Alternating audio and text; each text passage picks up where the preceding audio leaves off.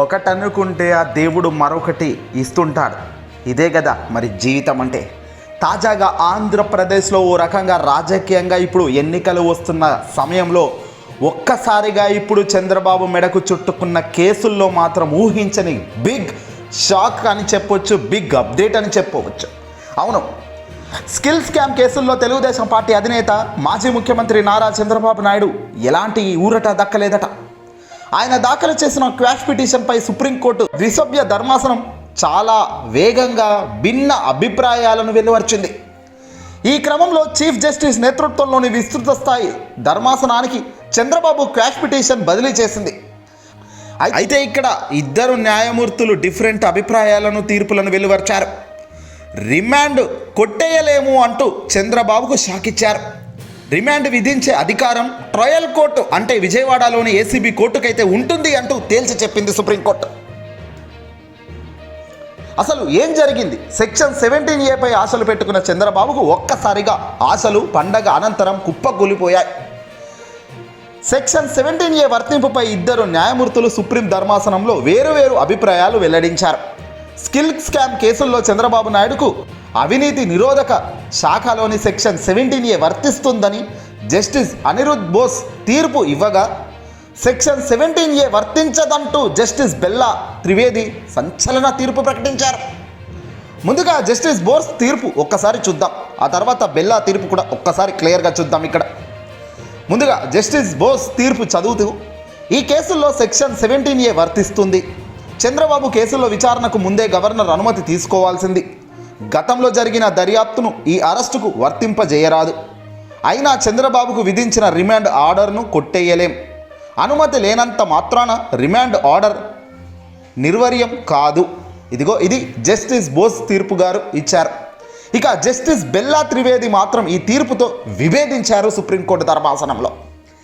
ఈ కేసులో చంద్రబాబుకు సెక్షన్ 17A వర్తించదు అంటే అసలు పనికి రాదు. ఈ సెక్షన్ 17A 2018లో వచ్చిన సవరణ ఆధారంగా చేసుకొని కేసును క్వాష్ చేయలేం.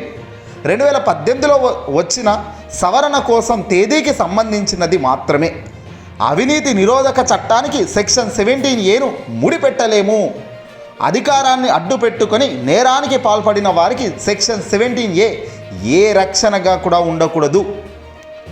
అవినీతి నిరోధక చట్టంలో ఇచ్చిన మినహాయింపు కేవలం ఉద్యోగుల కక్ష సాధింపుకు గురి కావడాన్ని మాత్రమే అంటూ ఇక్కడ జస్టిస్ త్రివేది ఈ తీర్పు ఇవ్వడం జరిగింది. ఇక్కడ ఒక్కసారిగా తెలుగుదేశం పార్టీకే కాదు, చంద్రబాబుకు, ఏపీ ప్రజలు అందరూ, టీడీపీ తమ్ములకు ఒక్కసారిగా మైండ్ బ్లాక్ అయిపోయినట్టుగా తెలుస్తుంది. ఇక మొదటి తీర్పు జస్టిస్ బోస్ గారు క్లియర్గా ఏమన్నారంటే, ఈ కేసుల్లో సెక్షన్ 17A వర్తిస్తుంది. చంద్రబాబు కేసుల్లో విచారణకు ముందే గవర్నర్ అనుమతి తీసుకోవాల్సిందని, గతంలో జరిగిన దర్యాప్తును ఈ అరెస్టుకు వర్తింపరాదు. చంద్రబాబు కేసుల్లో 13(1)C, 13(1)D, 13(2) వర్తించవు. అయినా చంద్రబాబు విధించిన రిమాండ్ ఆర్డర్ను కొట్టేయలేము. కేవలం అనుమతి లేనంత మాత్రాన రిమాండ్ ఆర్డర్ నిర్వర్యమైతే కాదు. రిమాండ్ రిపోర్ట్ను కొట్టేయాలని కానీ చెల్లుబాటు కాదని కానీ చెప్పలేం. రిమాండ్ చెల్లుతుంది, కొనసాగుతుంది రిమాండ్ అంటూ సంచలన తీర్పు మొదటి తీర్పు ఇవ్వడం జరిగింది. ఇక రెండో తీర్పులో బెల్లా త్రివేది ఏమన్నారు?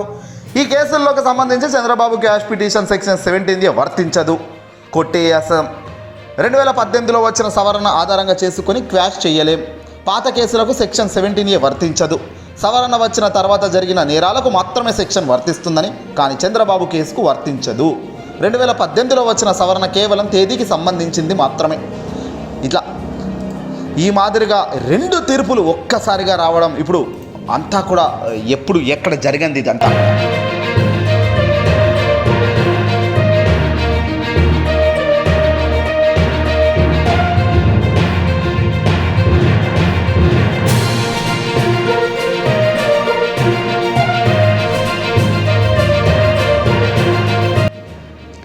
సుప్రీంకోర్టు ధర్మాసనంలో ఇదెప్పుడు ఇలాంటివి జరగలేదంట. ఇక సెప్టెంబర్ 22వ తేదీన ఏపీ హైకోర్టులో చంద్రబాబు క్వాష్ పిటిషన్ కొట్టివేత.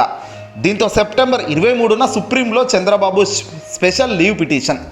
సెప్టెంబర్ 25వ తేదీన చీఫ్ జస్టిస్ దీవే చంద్రచూడ్ ధర్మాసనం ముందుకు చంద్రబాబు ముందుకు వెళ్ళాడు క్వాష్ పిటిషన్ పట్టుకొని.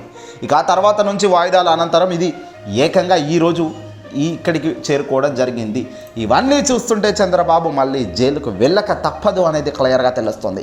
పెట్టుకున్న ఆశలు గల్లంతై సుప్రీంకోర్టు వేదికగా చంద్రబాబుకు ఊరట దక్కకపోయేసరికి అయోమయంలో టీడీపీ వాళ్ళు పడ్డారు. ఓ రకంగా పార్టీ సర్వనాశనం అవుతుంది గ్రౌండ్ లెవెల్లో.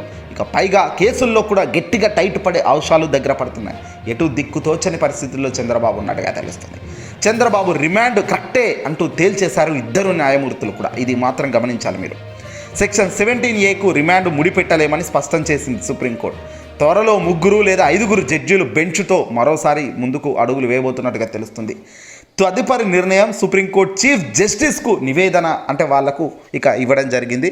చీఫ్ జస్టిస్కు ఈ తీర్పు అనంతరం మరి జరిగే పరిణామాలు ఎలా ఉంటాయి అనేది ఇంకా తెలియదు. ఈ వీడియోని అసలు లైక్ కొట్టి షేర్ చేయండి.